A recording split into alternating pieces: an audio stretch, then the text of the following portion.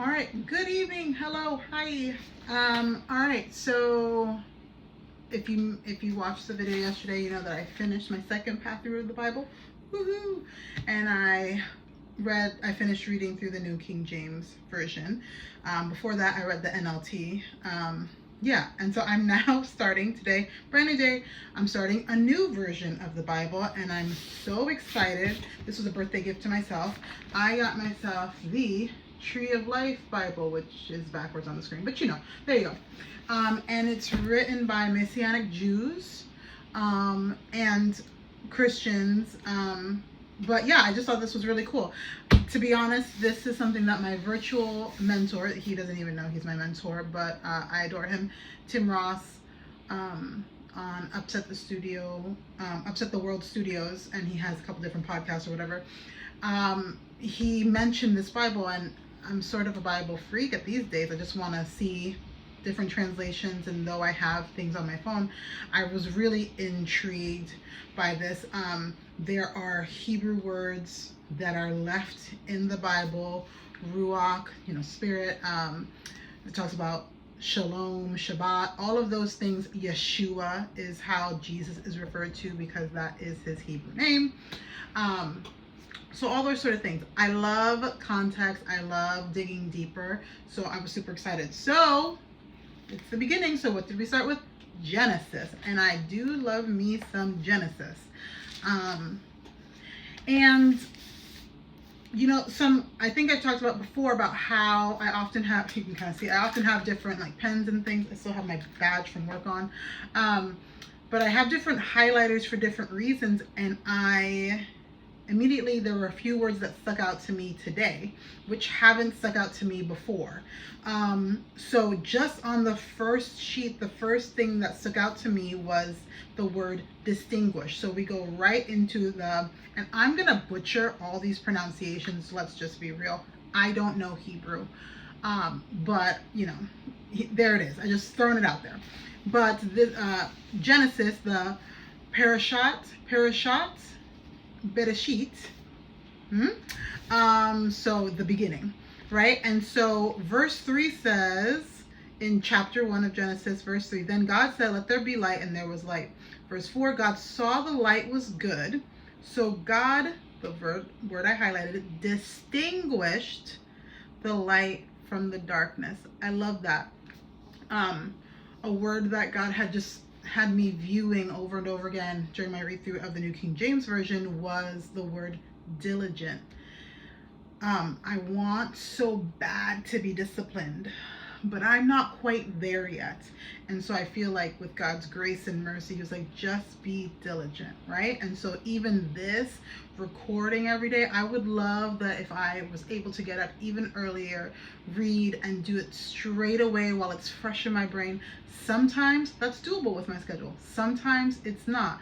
And whereas before I was like, well, I just can't do it. I can't make it work. Now I'm like, listen, I said daily. I didn't say what time. So if I show up daily, I'm fulfilling this thing that I feel really called to do. So be diligent, continual action, right? Taking continual steps in the same direction. So you're moving the needle forward. And then over time, what my hope is that I will become disciplined in some of these areas where it's harder for me. I'm just diligently stepping, right? So I just love that word there was distinguished. As believers in Yeshua, we are distinguished. We have been set apart. We have been separated. And I just love that the word distinguished just comes with this vibe I get. It's just saying like it's been highlighted at this moment, right? There's something different about this situation. And so God distinguished light from darkness. He just said there's something different about the light than the dark. I'm not saying anything wrong about the dark. I'm just saying these things are different, right? And I just loved that. The next word that stood out to me was dominion, and it's written several different times, which makes sense. So we're still in chapter 1, verse 16 says, then God made two great lights, the greater light for dominion over the day, and the lesser light as well as the stars for dominion over the night. God set them in the expanse of the sky. That's the oven going off. I'm warming up some burgers. for the expanse of the sky to shine on the land and to have dominion over the day and over the night. We're called to have dominion, right? As followers to Yeshua, we are called to have dominion. So I got really excited as I was going through here because I found a new reason for a new color highlighter. I first started off marking it as orange, which, you know, yellow is like the basic highlights, things that really stand out to me. I also underline a lot. I also double or triple underline things to make certain words pop or different things. But then the highlight is like the next up. Then an orange highlight is like, yeah, do not forget this is pivotal. And then blue is for certain words for me. This is my own setup. And then I've had this pink highlighter. She's been sitting around. I haven't been using her. And today I decided, you know what I want to do? I want to highlight every question that God asks in the Bible. Because I feel like I'm going to this route, even with my coaching, is like, you know, we're called to ask questions and let others draw out and process out loud, right? So at first I didn't have the pink, I was highlighting in orange, but now I see all these pink. Like already, it's kind of like giving you coral, because I highlighted in orange first and then went over it with pink, but it's giving you all these things, and you see that early on, you know, God is asking us questions. Where are you? Which is totally a counseling question, a therapy question. Where are you? Who told you that? You know what I mean? Like, do you even know where you are? It's not like God didn't know where Adam was, right? Yeah, and also who told you that? Like, whose authority? Who had your ear? Who did you lend your ear to? I just love that. And then, you know, there's so much that we could talk about with the fall, and you know how the serpent, the enemy, came in as something that would be in gardens. There are snakes in gardens, you know what I mean? Like, depending on whatever you see it like, that's not so abnormal that it was not natural to the environment, so the enemy can blend in, right? Also, it's like, I don't want to start a whole debate, but you know, Eve gets this rap because it's, you know, some people cast blame on Eve because it was her fault. When we go back, we see that the actual commandment was given to Adam. And Eve is there, and yes, she saw that. What does it say? She saw that, and the serpent said to her, you most surely would not die, for God knows that when you eat of it, your eyes will be open, and you will be like God, knowing good and evil.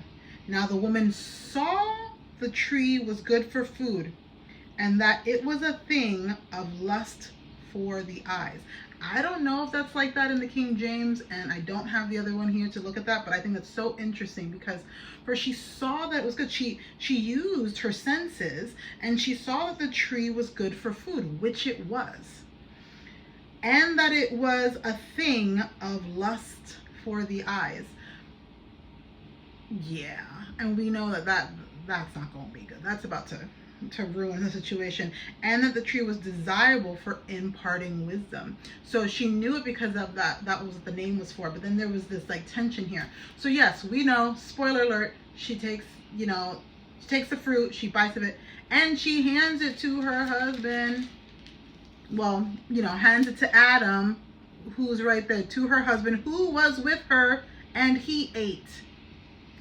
Then the eyes of both of them were opened, and they knew they were naked. The eyes were not opened when Eve bit into the fruit, but when she shared it with her husband, who was sitting right there, who was directly got the commandment for God, that's when the eyes were open. Just saying, I'm not starting anything. I just want to throw that out there. We're casting a lot of blame, and yet both of them, he was there. He was on another part of the garden and had no idea, oh, where did you get this fruit from? No, he was there. He knew. He saw. Anyway, I want to jump to chapter 4. This was one of those things that stood out to me. Verse, what is this? I don't have my glasses on. I think this is verse 15. well, in the like 15b. So Adonai put a mark on Cain so that anyone who found him would not strike him down. 16, then Cain left Adonai's presence and dwelled in the land of wandering east of Eden. Again, we just finished Revelation, right? And they talk about the mark of the beast, and now here is Adonai marking Cain, because Cain has now killed Abel. He's being casted out, and he's like, but I'm going to go out there and they're going to kill me, and what's going to happen to me? And so God, an act of grace and mercy, marks Cain. And so there's something about this marking. We keep seeing it over and over again, and it's symbolic. If I go back, now that I'm thinking out loud, there's a distinguishing factor that might be going on here when Adonai, God, marked Cain. There was a seal that was put on him that this is mine, don't touch. Let's not mess with Cain. And so I think that if we start really, as we're walking this walk, we have to realize that we've been marked. We've been marked, we've been called, we've been chosen. And I'll just leave it with this. Chapter 5, verse 22. Now Enoch walked with God continually for 300 years after he fathered Methuselah. And he fathered sons and daughters. So all of Enoch's days were 365 years. And Enoch continually walked with God. And then he was not there because God took him. That continually hits way different. When you're walking with God, doing this continual stepping through faith, getting closer, that is something that I believe that, in my opinion, how I have read scripture, is that God desired that Adam and Eve to walk with him continually, and that the tree, the knowledge of good and evil, was always going to be something that he exposed them to, give them that and impart that knowledge without them ever having to reach for it themselves. But they wanted to take the fast path. So let's all continually walk, not race. There is a pace. That's it. Bye.